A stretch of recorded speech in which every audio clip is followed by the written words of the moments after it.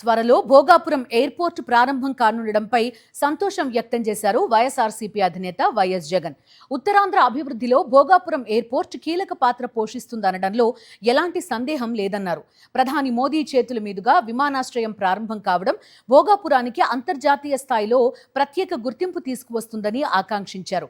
తద్వారా దేశ విదేశాల్లో ఈ విమానాశ్రయం గురించి విస్తృతంగా తెలియడంతో వ్యాపార, వాణిజ్య, పర్యాటక రంగాలు మరింత ఊపందుకునే అవకాశం ఏర్పడుతుందని ట్వీట్ చేశారు. ఇక ఇదే సమయంలో భోగాపురం విమానాశ్రయం క్రెడిట్ ని చోరీ చేసేందుకు చంద్రబాబు గారు సాయశక్తులా ప్రయత్నిస్తున్నారని ఫైర్ అయ్యారు వైఎస్ జగన్. తాను ఏమీ చేయకపోయినా కీర్తి తనకే దక్కాలంటూ చంద్రబాబు క్రెడిట్ చోరీకి పాల్పడుతున్నారని మండిపడ్డారు వైఎస్ జగన్.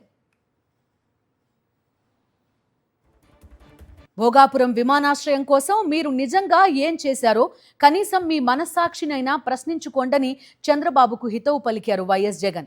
2019 ఎన్నికలకు నెల రోజుల ముందు హడావుడిగా ఒక రాయి వేయడం తప్ప భోగాపురం విమానాశ్రయం కోసం మీరు చేసింది ఏముందని నిలదీశారు.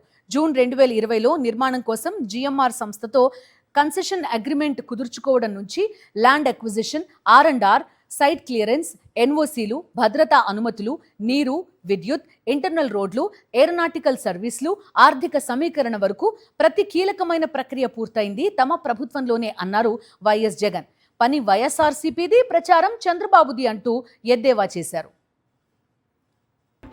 ఇక అన్నింటికంటే ముఖ్యంగా చంద్రబాబు పూర్తి చేయలేకపోయిన భూసేకరణను తాము పూర్తి చేశామని గుర్తు చేశారు వైఎస్ జగన్. నిర్వాసితులైన 4 గ్రామాల ప్రజలకు పునరావాసం కల్పించామని, భూసేకరణ, R&R కోసం 967 కోట్లు, రోడ్లు, ఇన్ఫ్రాస్ట్రక్చర్, ఇతర సదుపాయాల కోసం మొత్తంగా 1200 కోట్ల నిధులు ఖర్చు పెట్టామని తెలిపారు. మరి ఇందులో చంద్రబాబు చేసిందేంటి అని ప్రశ్నించారు వైఎస్ జగన్. ఇవన్నీ పూర్తి చేశాం కాబట్టే 2024 ఎన్నికల నాటికే విమానాశ్రయ రన్వే పనులను కీలక దశకు తీసుకురాగలిగామని చెప్పారు వైఎస్ జగన్. మరిన్ని అప్డేట్స్ కోసం ఛానల్ ను సబ్స్క్రైబ్ చేయండి. నోటిఫికేషన్స్ కోసం బెల్ ఐకాన్ పై క్లిక్ చేయండి.